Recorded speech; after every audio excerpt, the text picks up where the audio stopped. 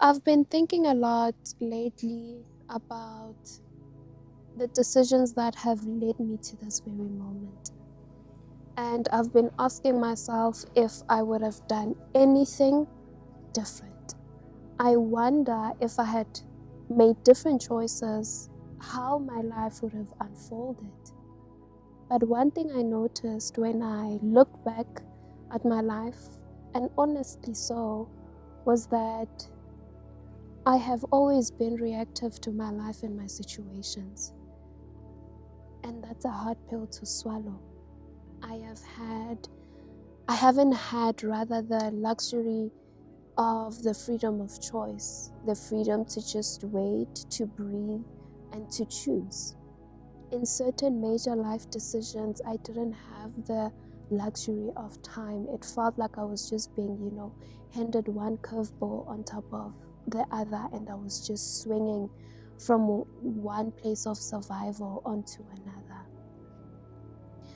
And as I sit here and I reflect on it, not from a place of regret, no, but really just facing the raw reality of the choices made, I don't think, even if I had to think through everything, if I had the time to think through every single thing, that I would change anything, because those choices have built me.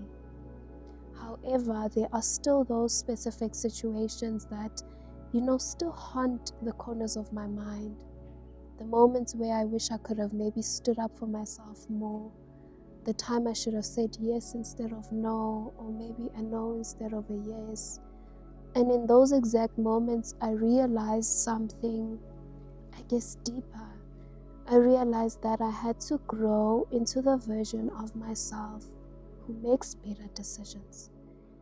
And the most cruelest truth about this life is that at times only time can do that. Which then led me to think about forgiveness.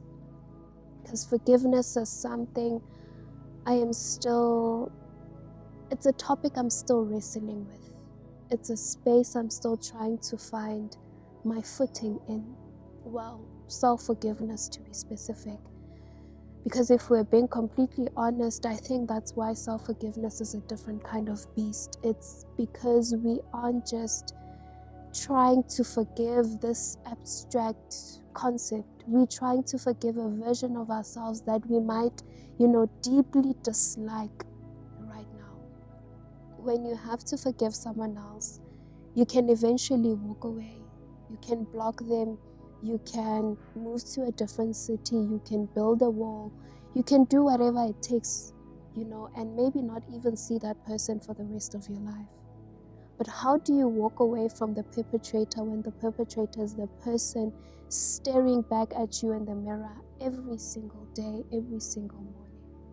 You are locked in a room 24 hours a day with the person who dropped the ball, who compromised your boundaries, who didn't speak up when they should have. And that's the tension that I'm in. We stay stuck because we keep waiting for a feeling of readiness or worthiness to wash over us because, we let ourselves off the hook. And let's take a look at how we treat our past. There's this profound truth in Psalm 103 where it says that God takes our transgressions, our absolute worst moments, He removes them from us as far as the east is from the west. He drops them into the depths of the sea.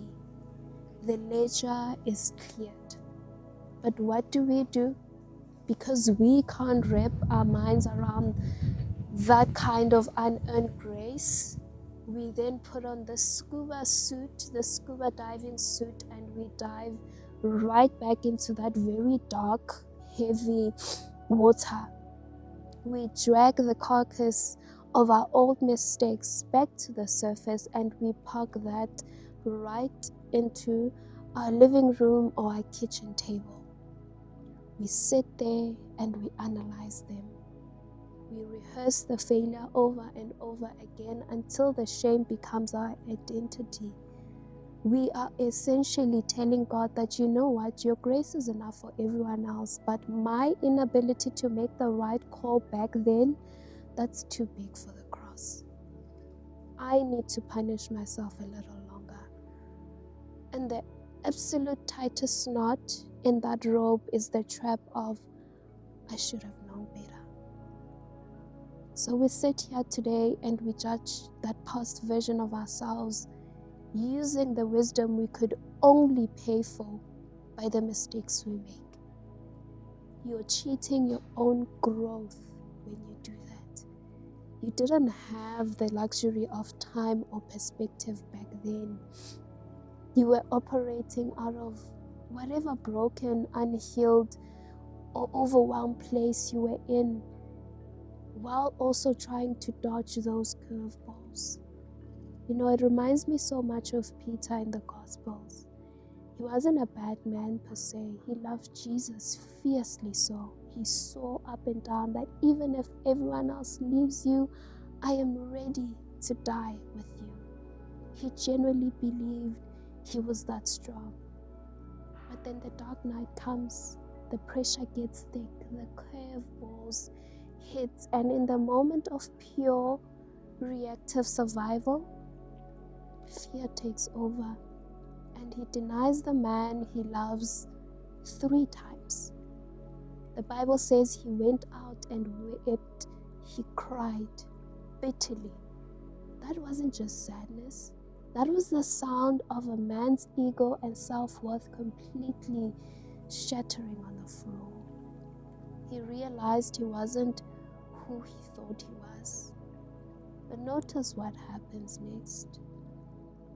When Jesus returns after the resurrection, he doesn't just bring an entire courtroom transcript of the failure to that moment. He doesn't demand an explanation for why Peter cracked under pressure. He just meets Peter right there in his humanity and offers him a way forward. Jesus understood the limitations of Peter's humanity and frame long before Peter did, and he understands yours too. So, if the judge of the universe has already closed the file, why are you still trying to sentence yourself to life in prison? Who are you trying to out justice? Right now, in this exact moment, you need to stop the trying. You need to look at the version of you that was trying to survive the curveballs. You need to give yourself permission to just affirm your humanity. You need to look at yourself and say, I am human, I am flawed, I acted in the best way I knew how to act in that specific moment with the limited tools and the frantic time I had, but also I am growing. I have evolved, I am evolving, and today I choose to stop demanding blood from a version of me that doesn't even exist anymore. I forgive myself. So please understand me. Walking out your freedom is not a one-time spiritual high. It doesn't mean that the memory will magically, vanish. Tomorrow morning, next week, or whenever, when you're driving or doing the dishes in the quiet, your mind is going to try to go right back to that scene of the crime. The enemy is going to hit play on that replay button, and you will feel that familiar, sickening knot in your chest. And freedom is what you do in the second after the memory shows up. When it knocks on your door tomorrow, you don't invite it in to have a cup of coffee. You don't sit down and watch the movie again. You interrupt the thought. You tell your mind, no, we argued that case already. The debt was paid. I am not serving time in a prison where the door is already wide open. So it is a daily, sometimes hourly, gritty choice. Every single day, you have to choose to walk out of the cell. So give yourself permission to let the dead things stay dead. Give yourself permission to forgive yourself.